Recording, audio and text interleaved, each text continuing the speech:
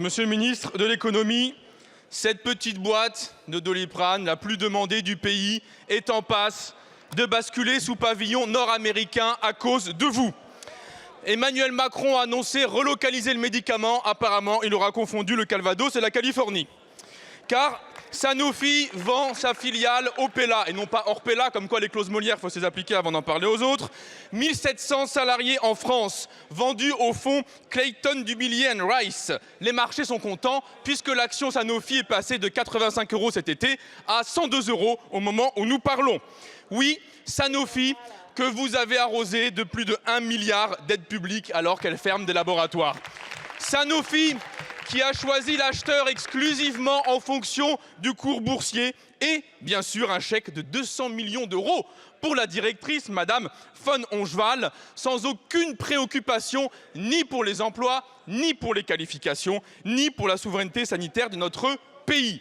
Quant au fonds qui a été retenu, Clayton machin là, on les connaît, c'est eux qui ont acheté But et Conforama. La main sur le cœur, on va maintenir l'emploi, rien ne bougera. Bilan, des milliers de licenciements qui ont été programmés et effectifs.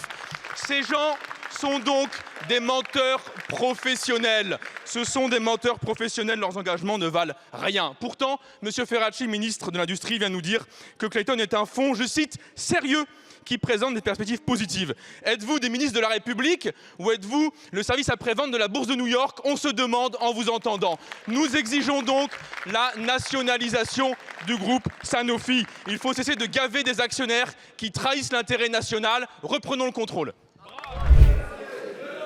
J'ai eu l'occasion d'exprimer devant la représentation nationale il y a quelques instants les engagements très précis que nous demanderons, qu'il s'agisse de l'empreinte industrielle, du maintien de l'emploi, de la localisation du siège, de la recherche et développement. Et je l'ai dit, et je le redis, monsieur le député, que nous ne nous interdisons rien dans le cadre de la loi qui est prévue. Et donc, possiblement, je l'ai dit, d'une question de présence de l'État et de l'ensemble des outils à mobiliser dans le cadre du décret IEF.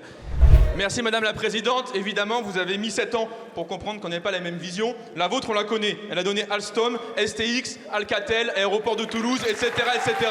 Donc apprenez de vos erreurs et nationalisez immédiatement. Merci.